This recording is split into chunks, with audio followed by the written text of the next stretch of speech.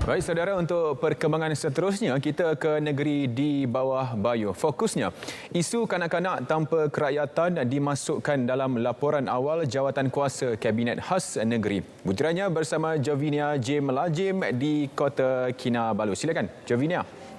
Ya, Alif. Isu berhubung kanak-kanak tanpa kerakyatan termasuk status gipsi laut atau PALAU akan dimasukkan dalam laporan awal Jawatankuasa Kabinet Khas mengenai pekerja asing dan orang tanpa dokumen di Sabah.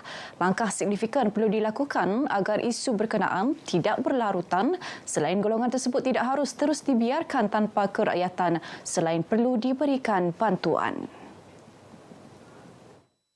Timbalan Ketua Menteri Datuk Seri Dr. Jeffrey Ketingan merangkap pengerusi Jawatankuasa ini memberitahu laporan berkenaan akan dibentangkan kepada Kabinet pada 15 Mei ini. There will be a preliminary report within 3 months. We are now ready anytime. We will be presenting it by the 15th of next month. Yeah, and after that, then we'll go into the details of capturing every data lah.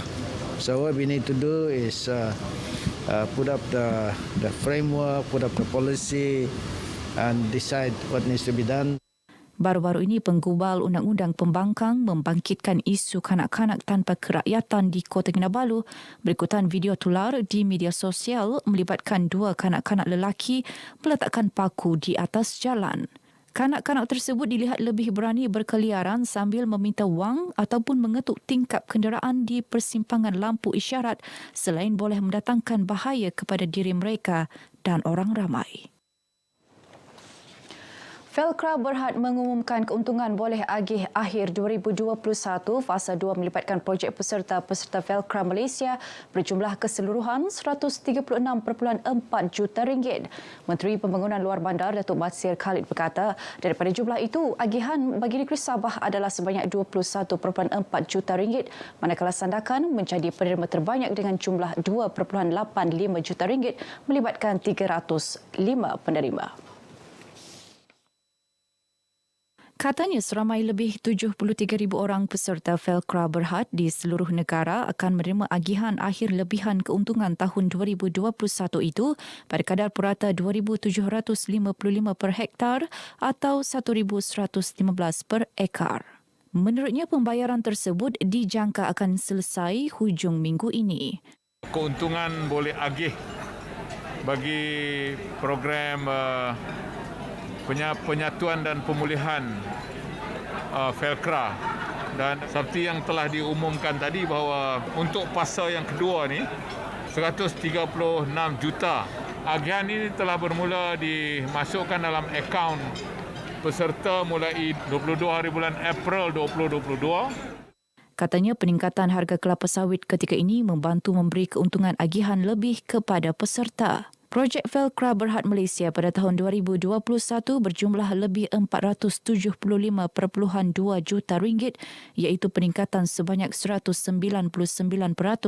atau RM316.1 juta berbanding tahun sebelumnya RM159.086 juta.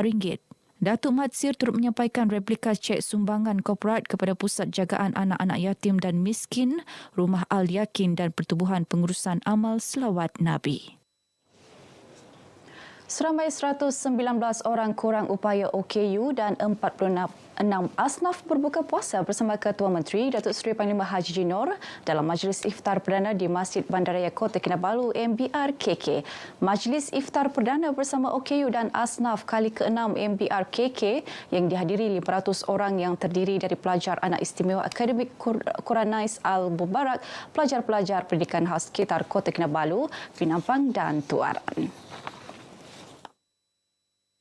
Acara kita sempena bulan Ramadan Al-Mubarak ini adalah untuk memberi peluang kepada para kaum muslim-muslimat untuk menderma mengadakan majlis pada petang ini, iaitu dengan menghulurkan bantuan sumbangan untuk majlis ini. Dan anak-anak ini adalah dari golongan anak-anak OKU istimewa dan golongan asnaf. Selain itu, Ketua Menteri turut menyerahkan duit raya kepada pelajar anak istimewa, OKU, golongan asnaf dan pelajar Akademi Quranis Al-Mubarak. Beliau juga menyaksikan penyerahan sumbangan sebanyak RM40,000 daripada bahagian zakat dan fitrah Majlis Ugama Islam Sabah MUIS kepada Akademi Quranis Al-Mubarak. Lebih 2 tahun dibelenggu pandemik COVID-19, Ramadan kali ini dirasai dengan kegembiraan dan keterujaan. Apa tidaknya kejayaan program vaksinasi negara membolehkan peralihan ke fasa endemik sekaligus aktiviti sosial turut dibenarkan. Di Sandakan, kawan pendengar setia KPS Sandakan FM menyemarakkan bulan Ramadan dengan aktiviti kemasyarakatan menyantuni sahabat pendengar. Ikuti laporannya yang disediakan Muhammad Kunur Hitswah Ahmad. Awal 11 pagi, 20 ahli KPS bersama-sama penyampai Radio Sandakan FM bergotong royong menyediakan 300 bungkus makanan di pejabat Sandakan FM. Antara juadah aneka kuih seperti karipap, donat, kuih lapis dan kek untuk berbuka puasa. Kita bukan hanya untuk memeriahkan Ramadan itu sendiri, di sebaliknya kita kalau boleh memanggil ahli-ahli baru untuk menyertai KPS dan meneruskan legasi menyokong Sandakan FM.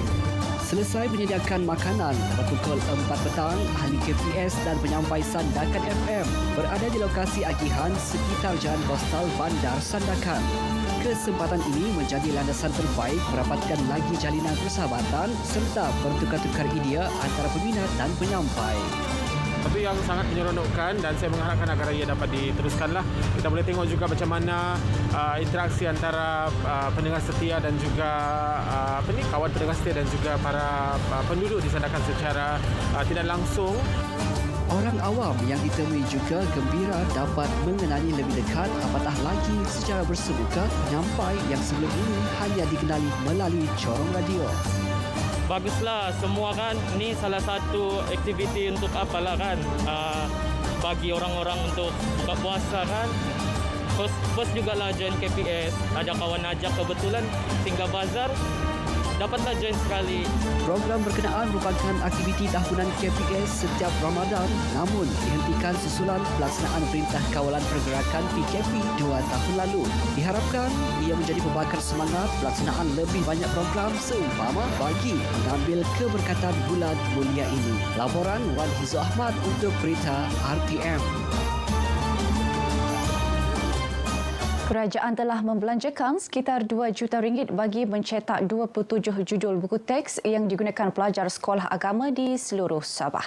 Menteri Tugas-Tugas Khas Sabah Datuk Dr. Muhammad Arifin Muhammad Arif berkata, buku-buku teks percuma itu telah mula diagihkan sejak bulan Mac lepas. Ibu bapa tentu bersyukur kerana mereka mendapat buku teks yang disediakan oleh kerajaan. Jadi percuma. Sebelum ini mungkin ada kesukaran sedikit kerana mereka terpaksa membuat fotokopi atau fotostat buku-buku mereka. Datuk Muhammad Arifin ditemui media selepas menyempurnakan Majlis Pelancaran Dokumen Standard Kurikulum Pembelajaran DSKP Sekolah Agama Negeri dan buku teks baharu di Kota Kinabalu pada Ahad. Beliau berkata DSKP itu menjadi rujukan dan panduan mengajar kepada semua guru agama. Menurut Datuk Muhammad Arifin, terdapat 105 sekolah agama di Sabah yang menggunakan kurikulum standard yang ditetapkan oleh JAHINS. Pekan Pitas terletak di utara Sabah dijangka berubah wajah apabila projek rumah kedai akan dibangun dalam masa terdekat. Pembangunan tersebut bakal merancakkan lagi sektor ekonomi dan sosial selain membuka lebih banyak kemudahan dan pelaburan swasta dalam memenuhi kehendak pengguna setempat.